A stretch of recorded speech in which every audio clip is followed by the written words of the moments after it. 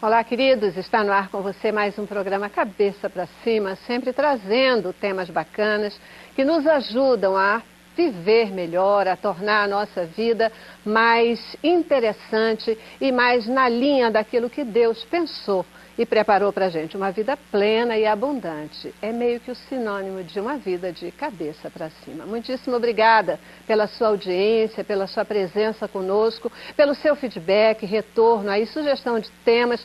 O tempo todo é muito bom a gente saber o que você pensa, ouvir a sua opinião e poder estar aqui falando de coisas que são efetivamente do seu interesse. Muitíssimo obrigada de verdade. É muito bom a gente poder ouvir você pelo WhatsApp, pelos e-mails de contato, pelo e-mail do Cabeça para Cima, pela nossa página no Facebook, está tudo aí à sua disposição. E queremos que você interaja com a gente. E aí, convida seus amigos para curtirem a nossa página, divulga o Cabeça para Cima. Você pode ser um agente multiplicador também. É muito legal, quando a gente gosta de uma coisa, a gente quer curtir, compartilhar, faz isso aí com a página do Cabeça para Cima também, tá bom?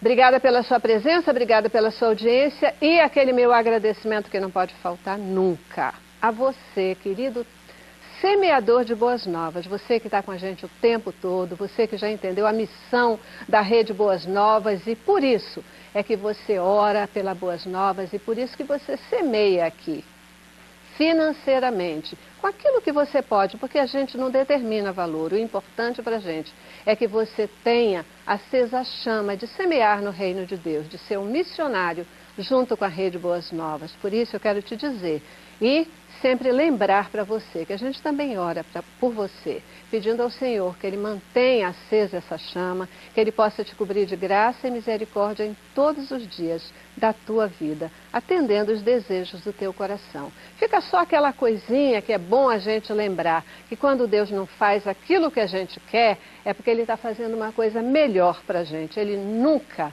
deixa de atender, só que às vezes Ele atende vendo o que está por vir. E Ele sempre faz o melhor. Não esquece disso, se de repente algo que você está pedindo, Deus não está fazendo para você, tá bom? Deus abençoe, Deus cubra todos vocês com graça e misericórdia. Cabeça para Cima de hoje vai falar com vocês sobre um tema que ele é até bastante polêmico e muitas vezes causa até mesmo confusão. O homem, o ser humano, em sua essência, ele é formado por uma estrutura que a gente chama de triuna. Significa que ele é formado por corpo, alma e espírito. E a própria Bíblia, que é a palavra de Deus, ela confirma isso de uma maneira inquestionável. Porque lá em 1 Tessalonicenses diz o seguinte: o mesmo Deus de paz, Ele torne você santo todo o tempo. E que até o fim dos seus dias, até quando Jesus voltar, o seu corpo, alma e espírito, eles se mantenham limpos, se mantenham íntegros e absolutamente irrepreensíveis. Isso é forte. Mas como manter alma e espírito irrepreensíveis? O que é a alma? Onde que ela mora na gente? No cérebro? No coração? Onde está a alma? Estas e outras questões nós vamos buscar responder no Cabeça para Cima de hoje. Por exemplo, você sabe qual é a diferença entre alma e espírito? Cabeça para Cima de hoje vai tentar responder essa questão também. Começamos com o nosso informativo e já já eu apresento para vocês os nossos especialíssimos convidados de hoje. O médico americano Stuart Hameroff e o físico britânico Roger Penrose afirmaram que podem provar cientificamente a existência da alma. Eles dizem que, segundo a teoria quântica da consciência, as almas estão contidas dentro de estruturas chamadas de microtúbulos, que vivem dentro de células do cérebro humano. Eles explicam que a ideia vem da noção de que o cérebro seja um computador biológico com 100 bilhões de neurônios que agem como redes de dados. E quando o corpo morre, essas informações voltariam para o universo. Já em 1901, o médico americano Duncan McDougall fez uma experiência com doentes terminais. colocou cada um deles, com cama e tudo, sobre uma balança gigante. Quando a vida cessou, a balança mexeu de forma repentina, como se algo tivesse deixado o corpo, escreveu McDougall na época. A balança mexeu 21 gramas e o doutor concluiu que esse era o peso da alma. Ela não tem um valor científico, pois a balança era muito imprecisa e cada paciente gerou um valor diferente. Mas os cientistas continuam em busca de evidências para a alma. Pois é, viu? Olha, provado cientificamente a existência da alma, né? Muita gente acha que isso não existe, muita gente acha que quando você morre, que a alma é alguma coisa só para o tempo aqui que a gente tem de vida. Você já ouviu falar em dor da alma? Sabe o que é a dor da alma? Essas questões a gente vai tratar no programa de hoje, sobre o tema O que é a alma? Para nos ajudar nessa reflexão, temos aqui no estúdio o Nilson Santos, ele que é seminarista e professor de religião e história. Nilson, brigadíssima por estar aí com a gente hoje aqui no Cabeça. Eu que agradeço, é muito bom estar aqui de volta, na companhia de pessoas tão maravilhosas. Espero deixar aqui a minha contribuição também. Tema fácil, né? É, bastante fácil, muito fácil. Também conosco a Davina Castro. A Davina é pastora e terapeuta de família. Muitíssimo obrigada também por estar aqui, querida. Eu agradeço o convite novamente. Eu acho que é um tema que a gente vai aprender muito. Eu acho que vai ser bastante proveitoso, né? Uhum. Acho que a gente está aqui mais para aprender do que talvez dizer algo como verdade, né? Uhum.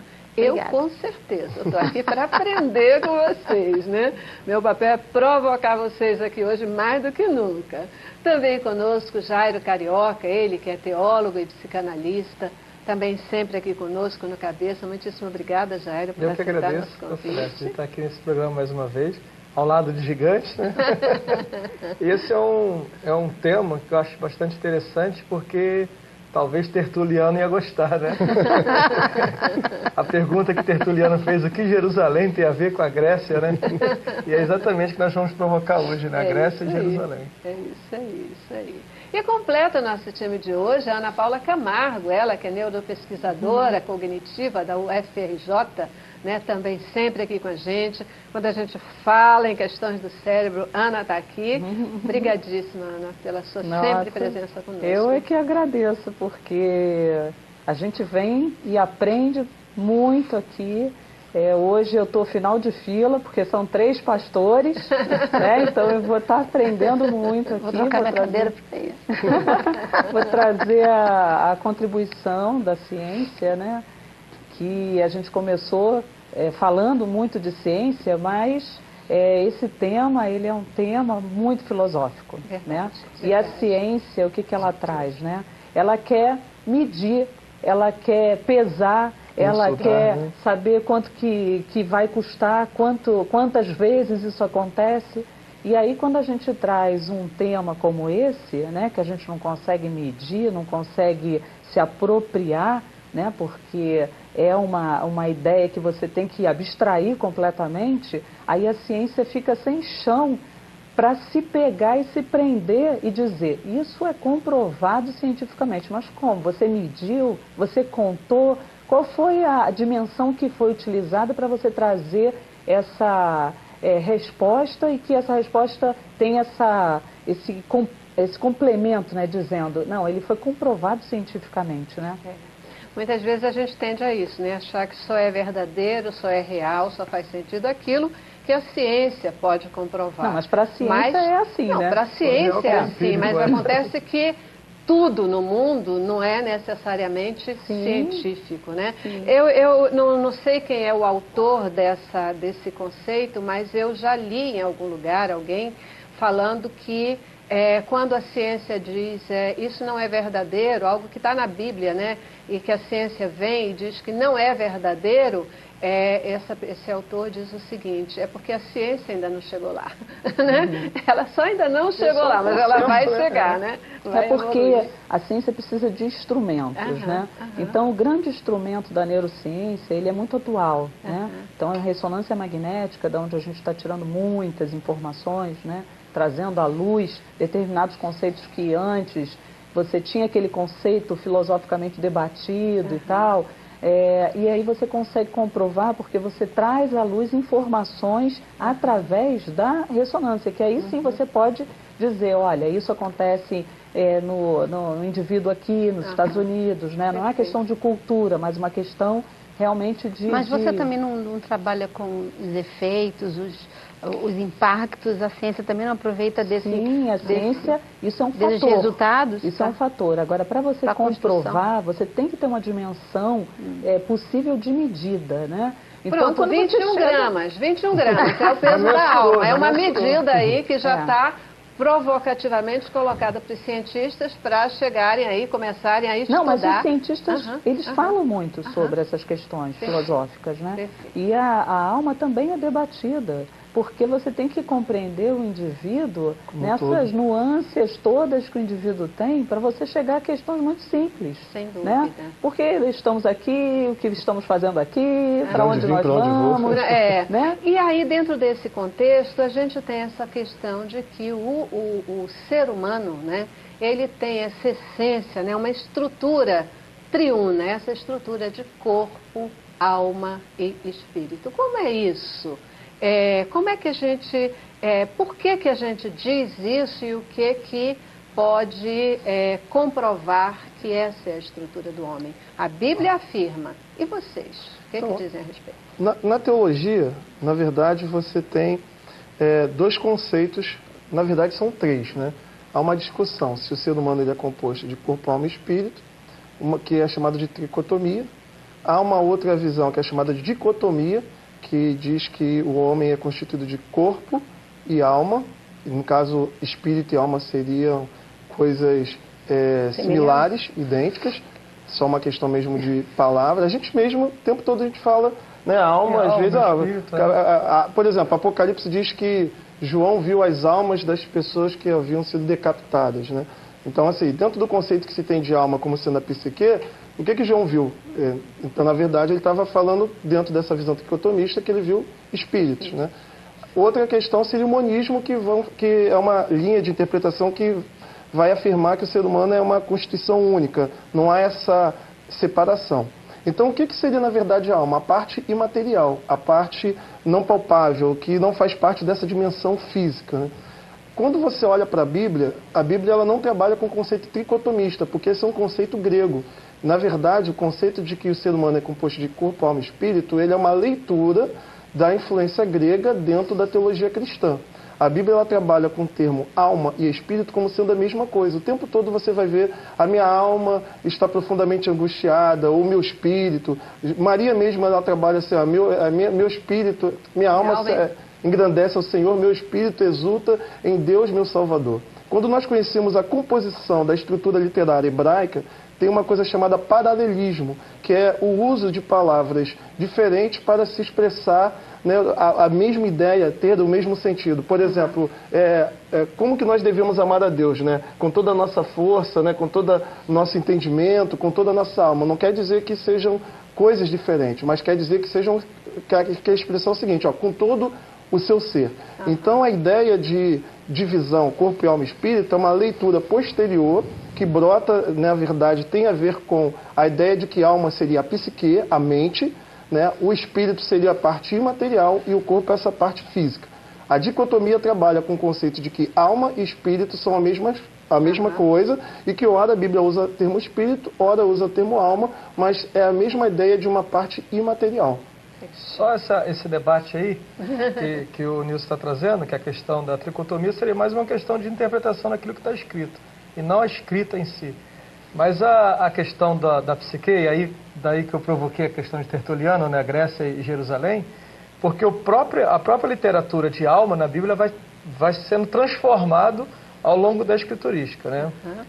O Pentateuco, por exemplo, o conceito de alma no Pentateuco, é um conceito de nefesh, é um conceito de corpo. A palavra hebraica nefesh é garganta, é o respirar, né? São os órgãos. Sopro. Então ainda não havia o conceito de imortalidade. Porque quando a gente fala de alma celeste, nós estamos falando daquilo que é imortal. O Jung trouxe uma crítica no século XX que a ciência ela retira do homem aquilo que é a beleza. Então Jung ele vai dizer o seguinte, que se tirou-se está querendo trazer para a razão aquilo que não é da razão. Né? E a gente viu ali até o debate, a Ana fala aqui da ciência e tal, mas a ciência quer trazer para o lado dela aquilo que o apóstolo Paulo escreveu, que é o invisível. O apóstolo Paulo falou, não atentamos às coisas visíveis, mas atentamos às coisas invisíveis. E Jung vai falar sobre isso também, que é a questão do imaterial. Então, no hebraico, quando o Nilson falou da psique, a psique já é uma leitura grega do texto hebraico. Antes de psique, você tem nefesh, que era a questão da materialidade. Então, o Pentateuco, e isso é antropologia que a gente vai estudar, né, do Antigo Testamento, o Pentateuco, o judeu ainda não acreditava, por exemplo, na ressurreição, não acreditava na imortalidade da alma, via o corpo. Daí, por exemplo, você tem o reflexo disso da própria literatura homérica, quando você tem a luta e o sujeito diz que no sangue dele esvaiu-se a minha alma. Quer dizer, naquela ferida, né, esvaiu-se a minha alma, que nada mais era do que o sangue do sujeito que foi derramado. E no contexto do Antigo Testamento, sangue como alma. Né? Esse o tempo todo você tem isso. A partir do momento em que esse judeu, e isso é a beleza da teologia, porque é um Deus que se revela, né? A essência da teologia é o Deus revelado, então Deus vai se revelando ao longo, na medida que o homem se aproxima dele, então o homem foi percebendo que não era só isso, não era só um soma, havia alguma coisa a mais. E essa coisa a mais é o que vai se chamar do imago Dei, a imagem de Deus. Né? E o que era essa imagem de Deus? Era só o soma, era só o corpo? O pó que volta ao pó? Não podia ser só isso, né? Aí sim é que surge a mudança do nefesh para a psique. Eu até acho que quando a gente, sempre essa questão de que Deus fez o homem à sua imagem e semelhança, não é essa imagem física, né? Não é aqui que está a semelhança. Não é essa aí, porque senão a gente já começava, homem ou mulher, né? Tantas formas diferenciadas. Exato, negro, amarelo, branco, verde, azul, né? Mas é a imagem e semelhança de Deus. O Jung, inclusive, foi criticado na época porque você tinha a ciência, né? Naquela época, a ciência tentando se firmar, principalmente a psicologia, né? Com Freud, e essa, inclusive, foi o ponto em que ele e Freud romperam relações, porque o Jung dizia que retirar a alma do estudo da psicologia seria desencantar o homem. E o Freud dizia que não, que a ciência é ciência, e é isso, a ciência ela quer mensurar, ela quer medir, ela quer trazer para o empírico aquilo que não é do empírico. Né? Ela quer trazer para o laboratório aquilo que não é do laboratório. Esse é o problema. É de fato uma questão até bastante forte, porque mesmo se a gente fosse se ater a esse aspecto, a psicologia, ela vai tratar muito mais da alma, né?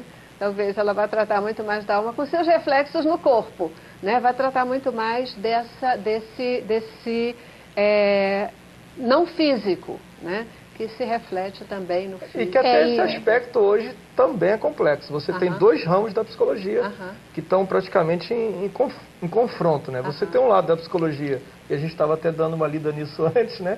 Que é o behaviorismo, que vai materializar totalmente o homem, e não se fala mais de alma dentro desse aspecto da psicologia.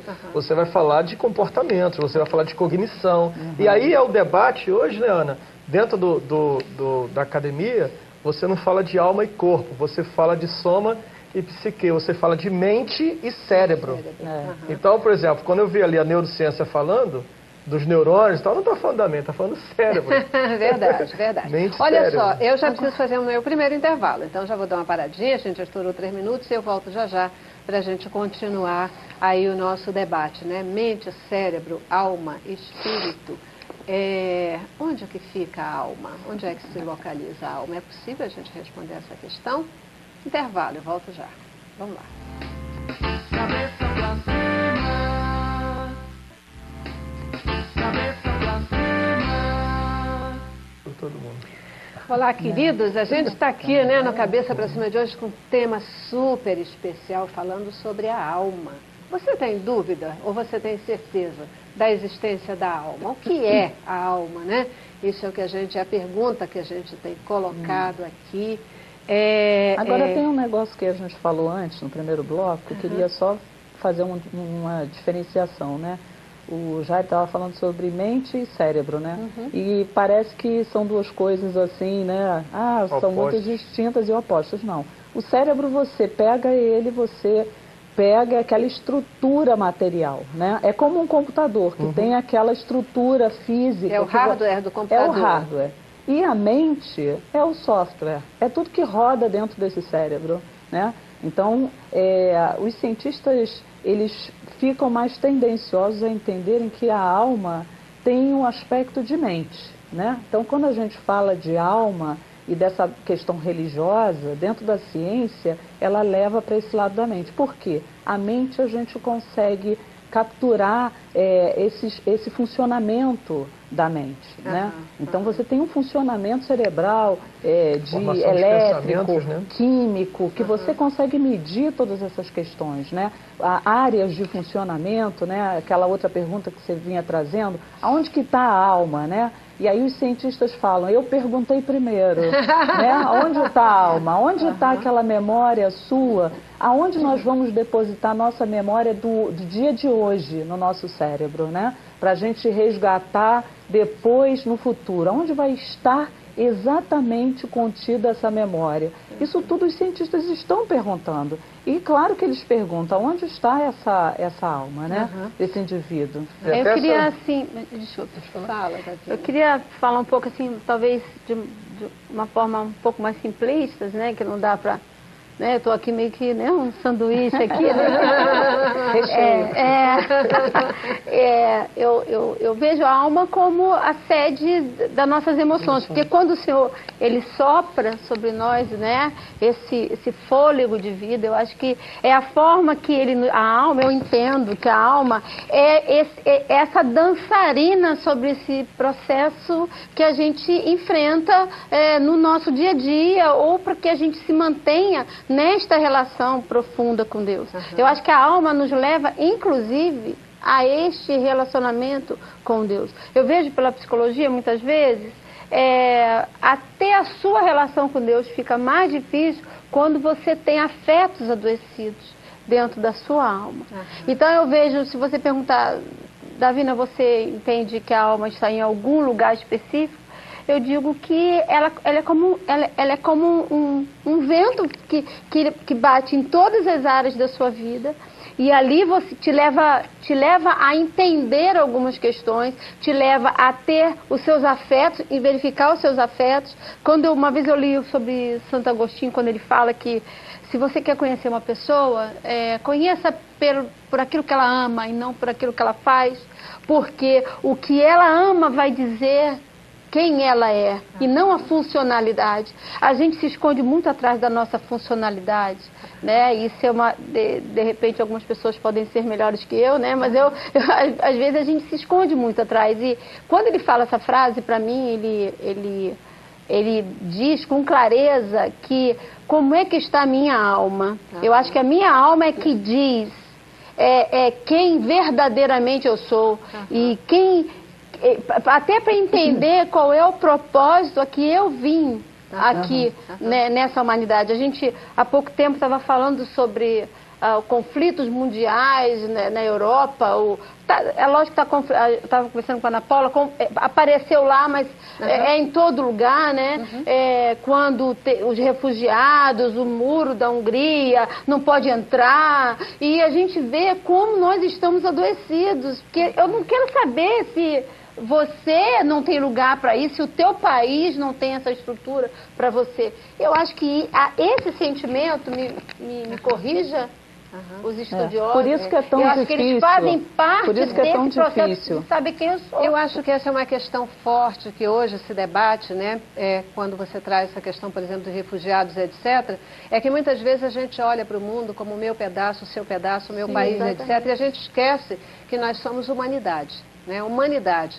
Estamos naquele pedaço por acaso, mas somos uma coisa E eu estou querendo não entrar em questão política, afetiva mesmo, do ser humano. Quem eu sou? Eu acho que Jesus, ele diz algo muito semelhante ao que você trouxe aqui agora, porque ele nos ensina que onde está o nosso tesouro, aí está o nosso coração. Né? Onde está aquilo que a gente ama, aquilo que a gente se apega, aí está o nosso coração. Né? E isso vai dizer muito de quem nós somos e o que somos. Queridos, olha só.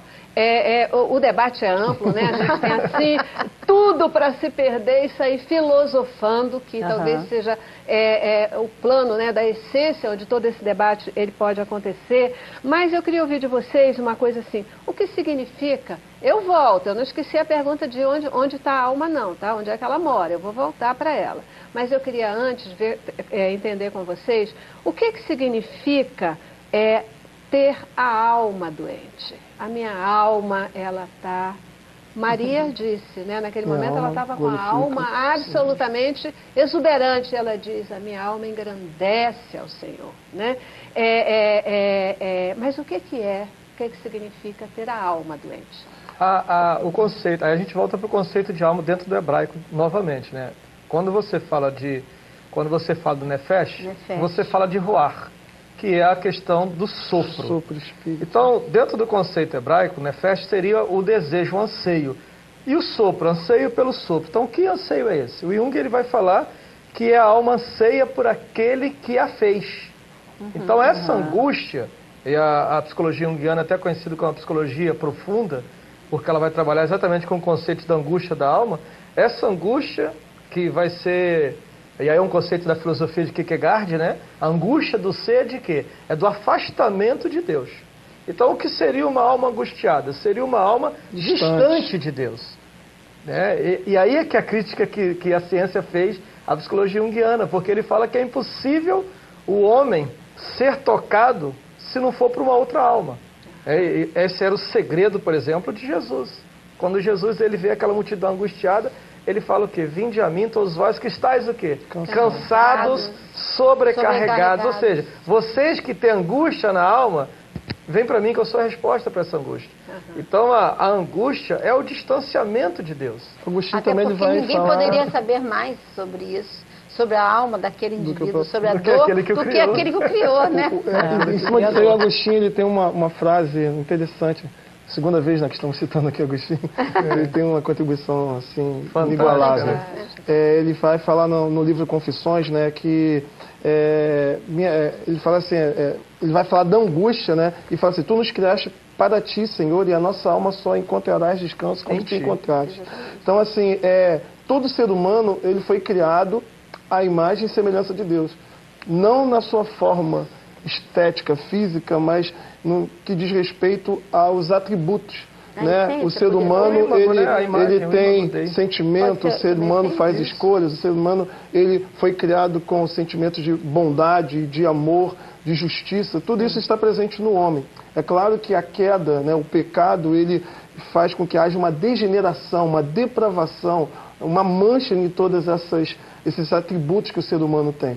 Mas o ser humano realmente ele só consegue encontrar sentido para a sua existência quando ele tem um encontro de fato com Deus. Enquanto ele não tem esse encontro com Deus, ele vai buscar sentido para a sua existência, como se fosse o seu fim último de existência, nas coisas, ou em pessoas, ou em instituições, achando que as coisas, instituições, o dinheiro, qualquer outra coisa, pode trazer daquilo que somente o Criador pode dar.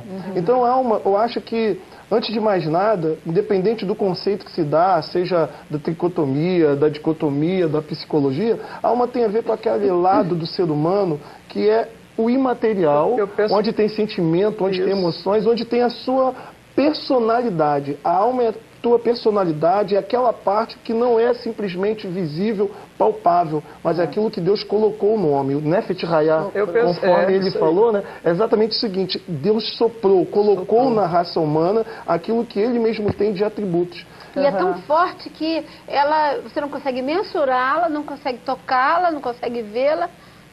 Mas ela define. Exatamente para ela ser a imagem de Deus e ela tem esses atributos. Olha, há um neurocientista que com diz que o homem ele é feito como um sistema pessoa. Há um sistema que rege esse indivíduo. E esse sistema pessoa, ele é a própria semelhança de Deus. Esse neurocientista diz isso. E o que acontece com esse indivíduo é que dentro do útero dessa criança, essa partícula sistema pessoa, que dela vai surgir todo esse indivíduo, né? É como uma matriz que vai gerando todas as outras, né? Ela vai sendo, como o pastor falou, ele diz, sendo coberta com camadas que fazem com que essa matriz não consiga eclodir.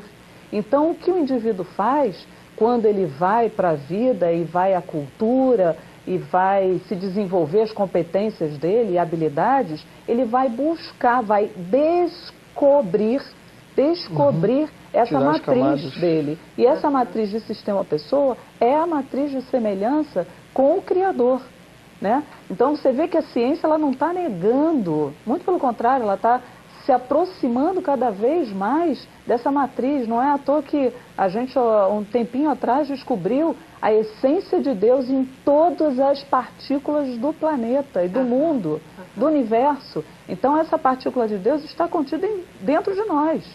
Então quando os cientistas não conseguem medir, nem trazer dimensões possíveis e palpáveis, elas vão chegando tão perto desse conhecimento que fica impossível ela negar. Ela só não conseguiu ainda medir porque ela não tem instrumentos. Eu tenho certeza absoluta que daqui a pouco tempo a gente vai conseguir medir muitas coisas interessantes. Inclusive essas questões que são tão polêmicas e tão filosóficas, né? Que é o que a teologia vem trazendo, esses conceitos, a filosofia. É o filho pródigo voltando para casa. Voltando para casa. Voltando para casa e descobrindo essa matriz. E quanto mais você descobre essa matriz, mais você chega perto do sistema pessoa. E quem é esse sistema pessoa? É um indivíduo com bondade, é um indivíduo com justiça, é um indivíduo que é completo e pleno. Então, cada vez que você se aproxima desse sistema pessoa, mais você se torna feliz. Não porque é uma obrigação, você é obrigado. Não, você faz isso porque você é pleno. Esse é o modelo. Esse é o modelo de Cristo. Esse é o modelo de Cristo, né? Esse é o modelo do indivíduo. É a plenitude, é o pleroma, é Cristo. Agora, eu fico pensando que essas características, né, dessa base, eu acho que se a gente fosse entrar no mérito delas, eu estou achando que a gente ia chegar ao fruto do Espírito. Eu acho que a gente ia chegar ao fruto do Espírito. Nós não vamos conseguir, porque o que acontece? Nós ainda estamos engatinhando.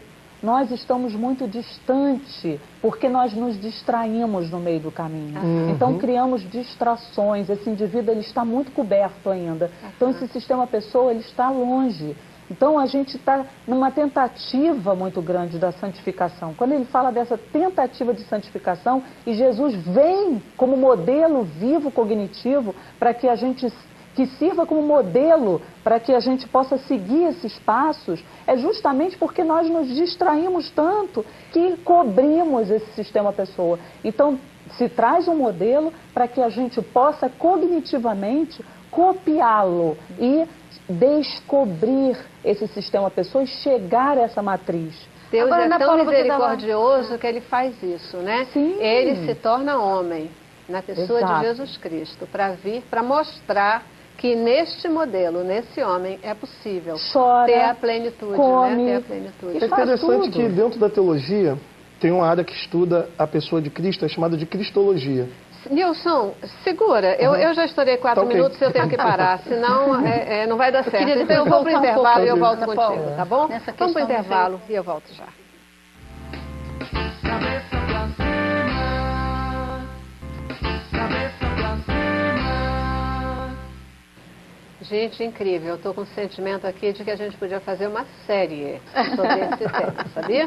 Uma série. Ela comporta perfeitamente, porque muitas é muita questões. coisa para a gente falar, né? São coisas Pra lindas. poder, coisas O lindas. próprio Jung, quando se debruça sobre isso, ele deixa bem claro, ele fala assim, a ciência nunca explicará totalmente a alma. E aí a gente estava até falando sobre isso agora, né, Paula? Que eu acredito, Celeste, que muita coisa não será para esse plano. Porque Deuteronômio 29 é bem claro. As coisas que dizem respeito a Deus, dizem respeito a Deus. É verdade, tem mistérios que ele nunca vai, não necessariamente revelar. Até porque, quando a gente está falando de plenitude... alcance de quando a gente está falando de né? quê? De plenitude, a gente está falando de pleroma, a gente está falando de um pleno, de um total, é o que João vem falando. Filhinhos, ainda não é manifestado o que havemos de ser, mas nós seremos semelhantes a Ele. Então, quando formos semelhantes a Ele, essas questões serão banais para a gente vai entender. Mas enquanto nós não chegarmos a esse nível de perfeição que é esse modelo todo que a Paula está falando, todo esse modelo, ele vai apontar para quem? Vai apontar para aquele que é o Cristo, que o apóstolo Paulo escreveu antes dele, tudo por ele, por meio dele, para ele é o modelo. Ele é a perfeição. Esse gancho do Cristo... Eu te cortei, eu quero voltar interessante. pra você. Agora, eu queria fazer uma... Deixa só ele terminar, Tá. porque eu tinha cortado ele, quando a gente foi pro É porque ele intervalo. falou da pessoa de Cristo, não tem como a fugir questão da dele. cristologia, né? Muitas pessoas têm um conceito equivocado de que Cristo é o verbo de Deus, no sentido de que ele já existia com Deus, né? Eu até brinco, né? Eu costumo dizer que Deus não existe, porque a palavra existir significa ter o início na história, né? Ter um nascimento. E Deus, ele não tem um nascimento, ele não tem um começo, ele simplesmente ele é eterno. Então Cristo é eterno, é o Filho de Deus eterno. Então muitas pessoas entendem assim que quando Cristo encarnou, foi gerado ali, né, no ventre de Maria, ele foi simplesmente o quê? O verbo logos que passou a ser revestido de carne. Mas não é isso. Cristo é o verbo que passou a ser revestido de carne, mas no momento em que ele se tornou homem, também foi criado uma alma. Ou seja, o Cristo que nós adoramos, ele é Deus. Como Deus, ele tem alma divina, ou seja, sentimentos e vontades divinas. Mas ao mesmo tempo que ele é homem, ele passou a ter uma alma humana, um pensamento humano, que é claro, submetido totalmente à vontade divina. Que sofreu, que né? chorou, que angustiou. Ele foi perfeitamente homem. É essa referência de um Cristo perfeitamente homem que nós temos de olhar Angústia e ver de do morte, modo né? como ele se comportou, e ele serve de paradigma, de parâmetro para as nossas ações Tá. e uma vida cristã saudável. Eu queria ouvir o comentário da Vina, e também para poder apresentar para vocês duas outras questões que eu gostaria que a gente ainda respondesse aqui. Tá? Dentro daquilo que a Ana Paula falou sobre a questão no ventre, né? Que a alma é como se ela ficasse ali e algumas outras questões elas fossem encobrindo e você vai retirando aquelas camadas, né? Eu queria trazer uma questão aqui para os colegas me ajudarem nesse sentido. Assim, se a alma seria a sede das emoções, da personalidade, se a alma ela tem essa virtude de fazer com que o corpo, com que esse sentimento ele se manifeste no dia a dia, eu poderia dizer que essa desconfiguração do ser humano seria uma desconfiguração da alma? Me ajuda nisso aí. A psicologia, inclusive, vai dizer que o adoecimento do corpo é o adoecimento da alma, né? Os gregos diziam que mente sã, corpo são. Por isso ela precisa, por isso que ela precisa, como se ela estivesse próxima da essência do Criador, para que essa alma ela se alimente e não se desconfigure. Se alimente. Mais ou menos isso. Os neurocientistas... Trazendo essa questão, porque acho que muita gente em casa, na sua simplicidade, assim, talvez ficasse... Mas nosso informativo falou sobre isso, né? quando se debruça sobre a física quântica, né? A física quântica tem trabalhado muito essa questão, que é claro que a ciência não vai nomear, não vai dizer que é Deus, mas vai dizer de algo primordial, vai dizer de uma inteligência primeva. A ciência ela só não consegue dar nome. Né? Dificilmente ela vai chamar de Deus. Mas quando ele está falando sobre essa essência primeira, que essência primeira é essa? É o apóstolo Paulo falando, todas as coisas foram feitas por ele, para ele, e por meio dele, sem ele, nada que foi feito se fez. Então, se todas as coisas são feitas dele, então é o que Agostinho diz, próximo da fonte, alimentado, distante da fonte, faminto. O Nilson, ele falou agora, né?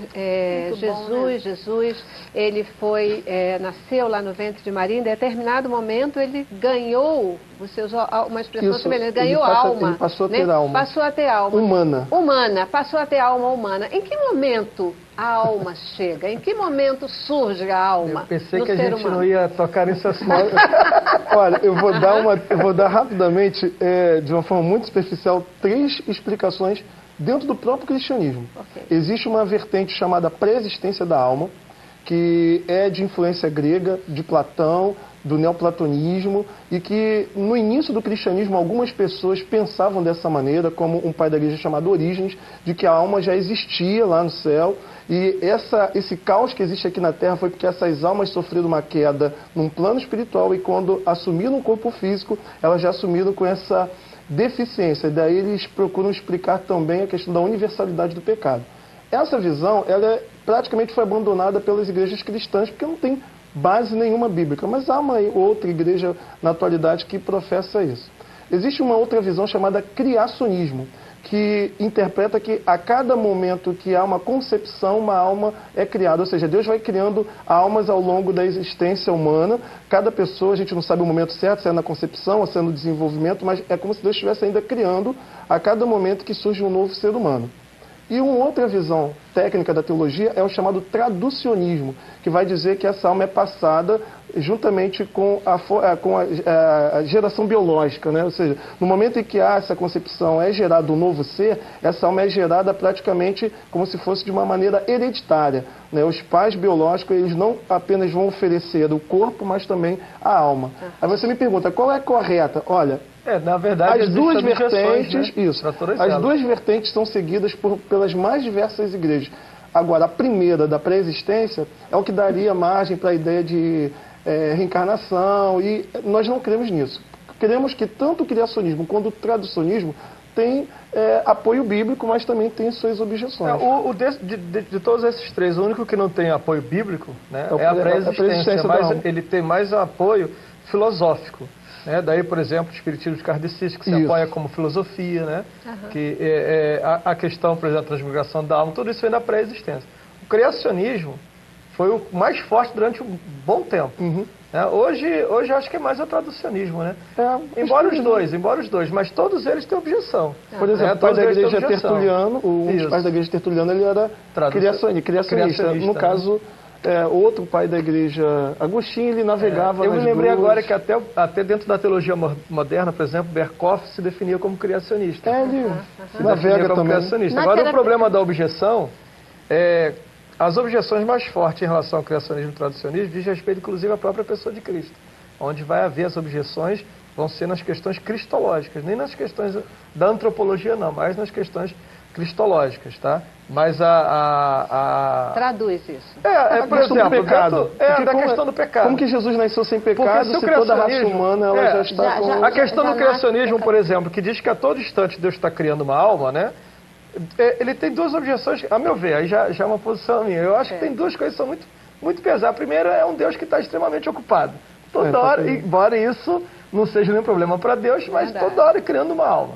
E o segundo, que se Deus está criando uma alma, então qual é o conceito de pecado nessa alma? Se ele acabou de criar, então não tem pecado. Aí deixa eu só fazer Esse seria um conceito de objeção do criacionismo. Uma explicação para os criacionistas. Né? Os criacionistas eles vão trabalhar, isso é muito importante, porque a ideia do pecado, às vezes a gente tem uma ideia muito... Por exemplo, a criança não tem pecado, a criança tem pecado. Ela não tem consciência de pecado, ela porque tem herança, ela herda isso dos pais. Ela tem herança do Agora, pecado. como é que você pode explicar, por exemplo, dentro da visão traducionista, o pecado é como se fosse herdado. E dentro da visão que ele colocou ali do criacionismo, que Deus está criando a alma a cada ser que vai tendo existência, é por imputação. O que quer dizer isso? Quando Adão pecou, Adão ele estava como representante de toda a raça humana. O pecado de Adão ele é imputado em toda a raça humana. Da mesma maneira que Jesus ele morre para nos salvar, nós não fomos para a cruz. Cristo que foi para a cruz. Então, o que Cristo fez nos é imputado para a salvação. Aí essa questão do criacionismo que é a crítica que se faz, que a questão da imputação seria mais uma questão moral. Né? Então, no momento em que surge Deus está fazendo a alma, é como se Deus fosse então qual autor de uma alma que já nasce em pecado. Entendi. Então é como se Deus fosse autor desse mal moral. Em terapia familiar, dentro da linha sistêmica, que aqui eu trabalho, você estava comentando sobre a questão da repetição, né, do paralelismo que há na estrutura hebraica. Quando nós trabalhamos com uma família, com alguns aspectos da família, a gente faz uma técnica chamada genograma. E a gente vai até a terceira geração anterior. E você estabelece tanto do pai, se for casos casados, a gente trabalha o homem, o genograma masculino, o feminino, e aí você encontra mitos e missões familiares. E dentro desse aspecto você consegue identificar repetições que vem, que se a gente hoje for avaliar em cima daquilo que é a alma, repetições da alma, como sentimentos, afetividade, dentro da ciência, isso aí é agora bem esclarecido. Personalidade. A psicologia define hoje bastante a gente isso entende também. que o nosso cromossomo ele não indica só que o Jairo vai ter cabelos negros e lisos, mas sim que ele vai ter a base cultural que o pai dele, que o avô dele. Então essa memória cultural, essa memória de habilidades e competências, elas são passadas. Elas são passadas. Assim, a psicologia ela já dá um salto, né? A psicologia ela não fala que o filho puxa os pais. A psicologia ela diz que os filhos puxam os avós.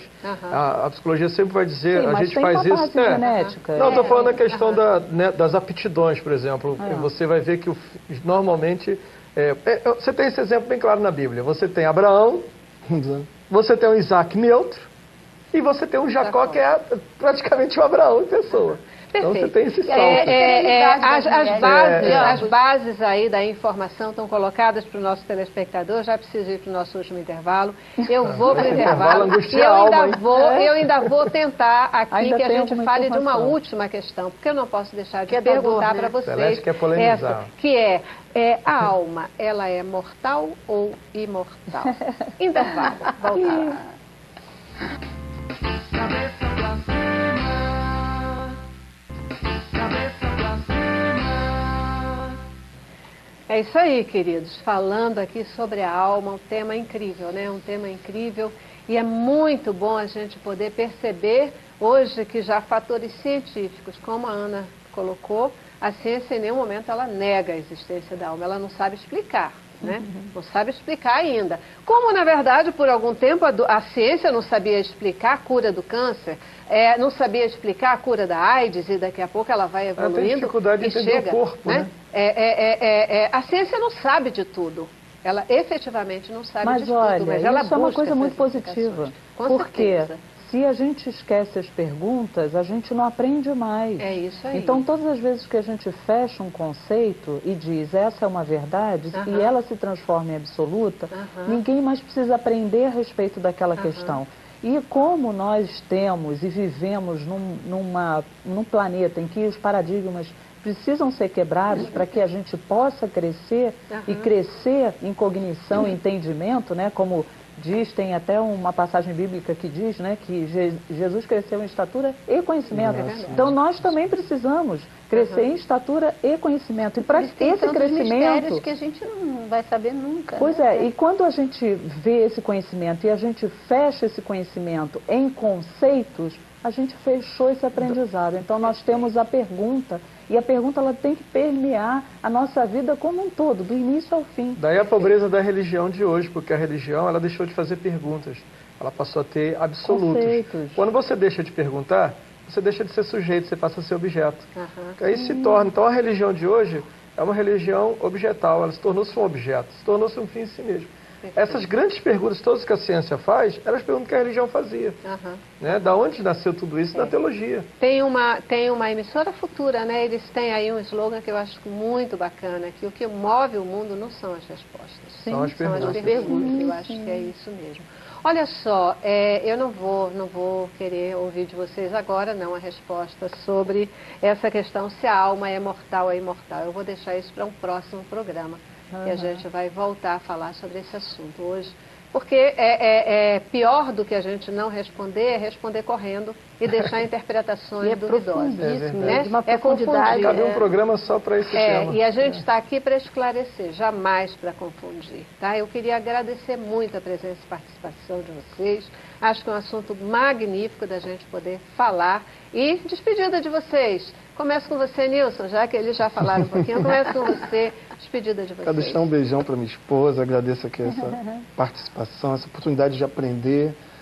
Também um abraço à minha igreja presbiteriana de Marechal Hermes e os meus pais que sempre estão ali nos assistindo ali. Bacana. Muito bom. Bacana. Eu queria agradecer também a oportunidade. Eu confesso que eu estava assustada. Eu acho que é por isso que a gente aprende tanto com as crianças, né? Porque as crianças perguntam muito, né? Elas nos desafiam o tempo inteiro. Então, eu tenho 4 netos, então eu me sinto como um bebê às vezes, querendo aprender com eles. Então, assim, eu queria realmente agradecer e eu acho que reforçar essa questão desse tema. É um tema profundo, um tema que pode nos resgatar de muitas coisas, resgatar pessoas de muitas mentiras que elas foram criadas. Verdade. Eu estou muito feliz, muito obrigada mesmo pelo convite. Que bom. Obrigada, queridos. Jairo. Eu fico feliz de estar aqui, quero agradecer, né, o convite, mandar um beijo para minha esposa, falando a carona do Nilson, mandar um beijo para minha filha, que está aniversariando esse mês, fazendo 18 anos. Opa, 18 maioridade. Né? Maioridade. Eu me lembro isso o tempo todo.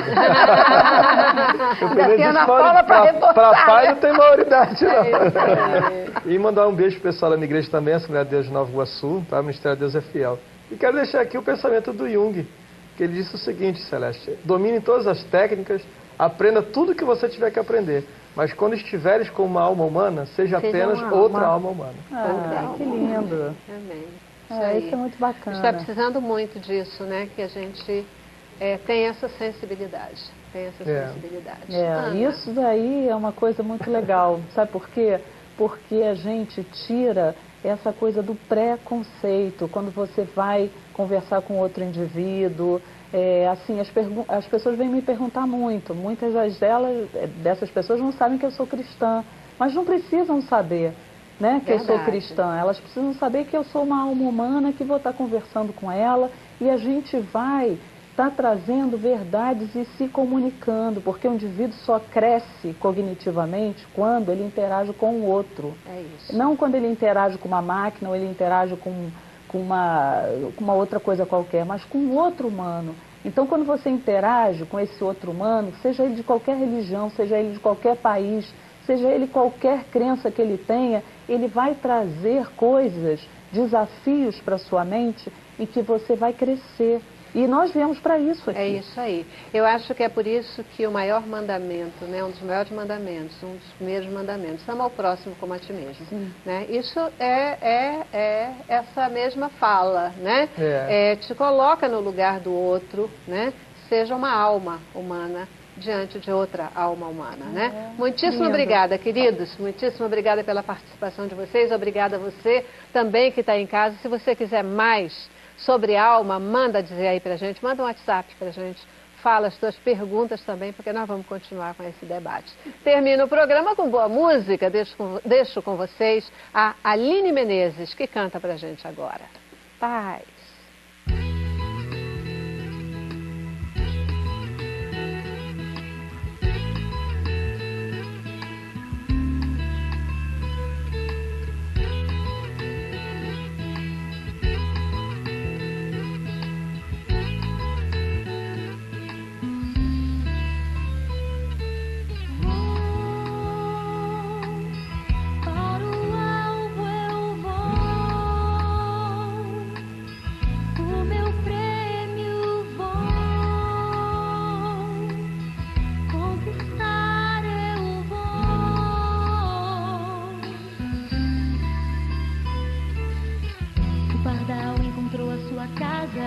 Andorinha ninho para si, eu encontrei seus altares, eu encontrei seus lugares, mas